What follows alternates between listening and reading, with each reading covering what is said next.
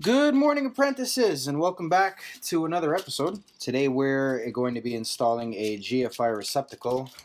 Typically, these are installed within 1 meter of an open water source, usually on a kitchen counter, outside a garage, or a bathroom like we're in today.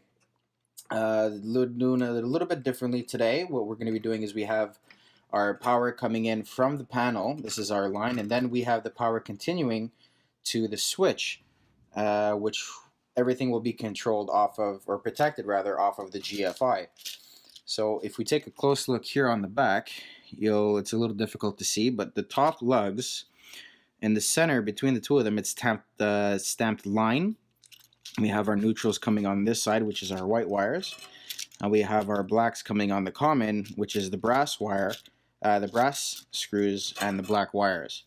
So the top here is line, and that's our line coming from the panel. And our load is anything being controlled or protected off the GFI to something else. So it's pretty simple and straightforward. Some guys will probably wrap it around. On a normal plug, I would wrap the wire around the screw, not using little prongs in the back, but these ones are made where it compresses the wire inside the mechanic. So we take our load wire and our line wires. Basically, you want to go ahead and strip off, I'd say that's about 3/8 of an inch, more or less, on either side. Just keep them nice and straight.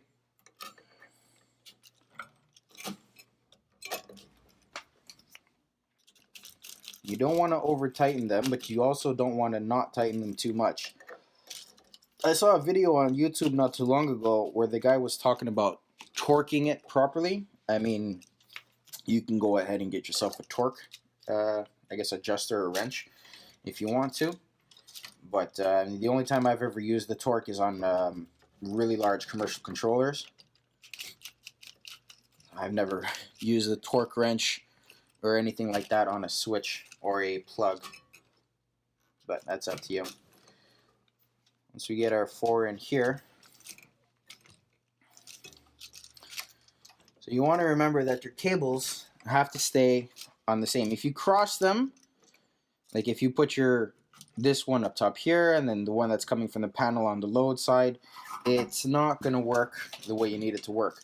You have to keep both cables together on the same side, and the ground obviously goes into the ground. I always do the ground first because sometimes it's a little shorter. You have the wire coming up, it goes into the screw in the back of the box, and that loses about an inch or so, like we have going on here. So once this is all done, we'll just shape these to the back.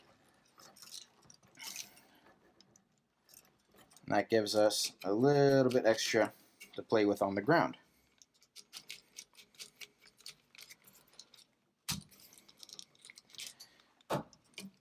Now, a little secret that, well, it's not really a secret. A lot of guys tape up their plugs when it's a regular plug, when they put it in the wall. I don't normally do that because I don't find a point to it. But I do tape up the GFIs because the GFIs, they're a little bit fatter and they get really close to the side of the box than normal. And even though these are sunken in, I've already seen them spark.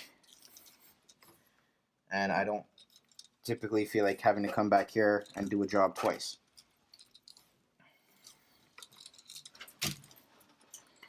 That's pretty much it.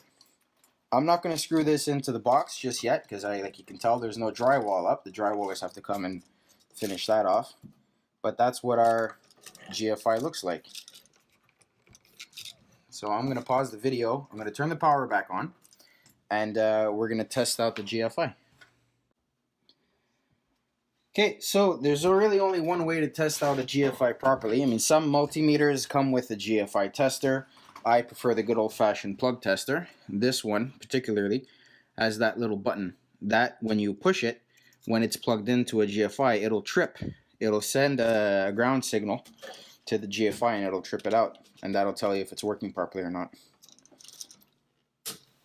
I don't know if you can see the light. 2 lights are on. Now we're gonna test it out, and that shuts down. And that light on the GFI, let me see if I can get a proper angle here where you can probably see a reflection. I don't know if you can see it, but there is a light on here, right around that side. That'll show you that the GFI is tripped. Once it's reset, the light goes off and the power to the light on the main switch comes back on. And there you have it. That's how you wire up a GFI to control everything else downstream. So that's about it for this week. If you enjoyed what you saw and you learned something from it, give me a thumbs up. It really helps out. Otherwise, you could always subscribe to the channel. We're pumping out videos every Friday at around 9 o'clock Eastern time. YouTube's got this weird algorithm where sometimes it'll notify you, sometimes it won't. So right beside the subscribe button, once you click that, there's a little bell that pops up, and you can click that bell and you'll get notified every time I upload a new video, and you can stay up to date with the latest techniques on how to install electrical equipment. And we'll be doing a few more tutorials down the line. And that's pretty much it. So thanks for tuning in. Thanks for watching. I'll see you next Friday. Take care.